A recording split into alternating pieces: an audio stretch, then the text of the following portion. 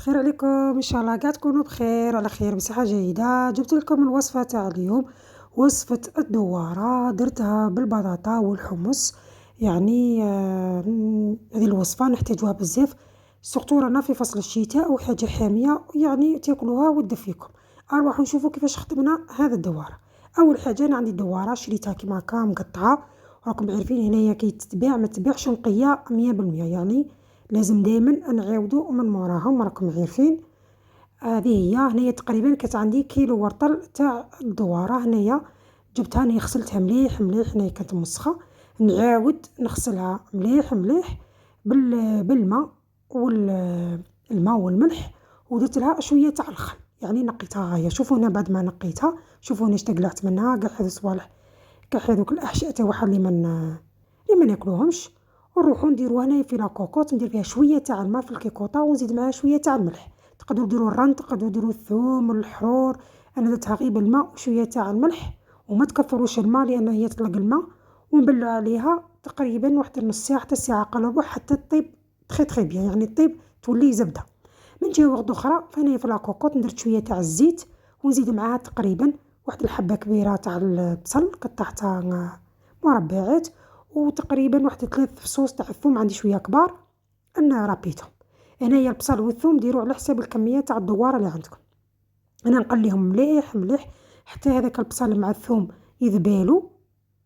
يعني الاصل في يعني في الطاجين تاعنا ولا يعني الصح في التقليه. يعني كي نقلو مليح مليح مليح هذيك هي يعني المرقه تاعنا تجي بنينه. زدت معاها مغرف كبيره تاع الطوماطيس تاع القوطي، وفاني نقلوها مليح مليح. ومن بعد زدت هنايا الحمص، هنايا كان مشمخ وديرته في الكونجيلاتور الكميه اللي تبغوها نتوما. نزيد هنايا الطوماطيس تاع الحبه، هنا كانت عندي مرابيه، لا راني صانعه كاع كيما هكا لي كومبارتيمون ديرتو في الكونجيلاتور. ما نستحق نجبد واحد، تسحقوها في لي صوص، تسحقوها يعني تجيكم سهله. كاش نهار ان شاء الله نخدم لكم هذه الطوماطيس كيفاش نخدمها.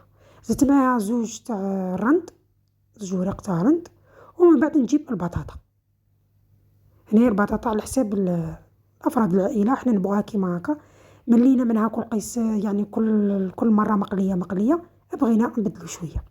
ونزيد مع ديك الدواره اللي طابت، نزيد ثاني نقليها مع ديك لاصوص مع الطوماطيس كيما هكا. انا قلت لكم فيما يخص البطاطا اللي ما يبغيهاش كيما هكا يقليها عادي. نروحوا لي زيبيس للتوابل، عندي شويه تاع الملح. الملح ديروه على حتى كي درت البطاطا ودرت الدواره باش نعرف شحال نديرو ملح، ما تكثروش الملح لان الدواره طايبه بالملح. شويه تاع الملح، شويه تاع راس الحانوت غير شويه، فلفله حمراء حلوه اللي بغير حاره يدير حاره، شويه تاع الكركم، شويه تاع السكنجبير، وشويه تاع فلفل الاسود، ورشه خفيفه تاع قرفه. هذا مك انا يلي زيبيس كل واحد وش يبغي اللي موالف يطيب، يعني كل واحد والذوق تاعو. ومن بعد نجيب الماء، يكون هنايا من الأحسن يكون الماء غالي، ونبدأ يعني نمرق فيها كيما هكا حتى كي تتغطى مليح باش ما تنشف لكمش. ونبلعو عليها ونخلي ديك البطاطا طيب، الحمص يطيب، وهذيك الدواره فين تزيد تطيب مع ديك لاصوص تتجانس معاها وتكون واجده.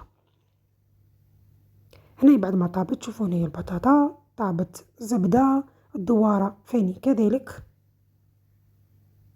نجيب هنايا الصحن تاع التقديم ونحط نديرو البطاطا كحصاير داير، ونديرو ديك الدواره في الوسط كيما هاك، وندير عليها الحمص،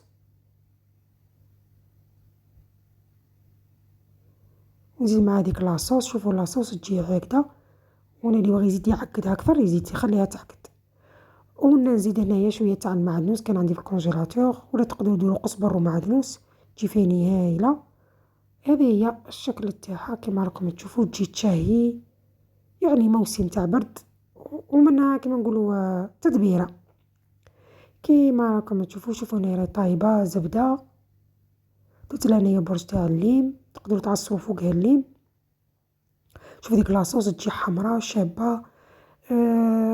ما عندي ما نقولكم، ان شاء الله تكون تعجبكم هذه الوصفه تاع نهار اليوم. وما بقى لي غير نقول لكم بقاو على خير، ونلتقي في وصفه اخرى وفي فيديو اخر ان شاء الله.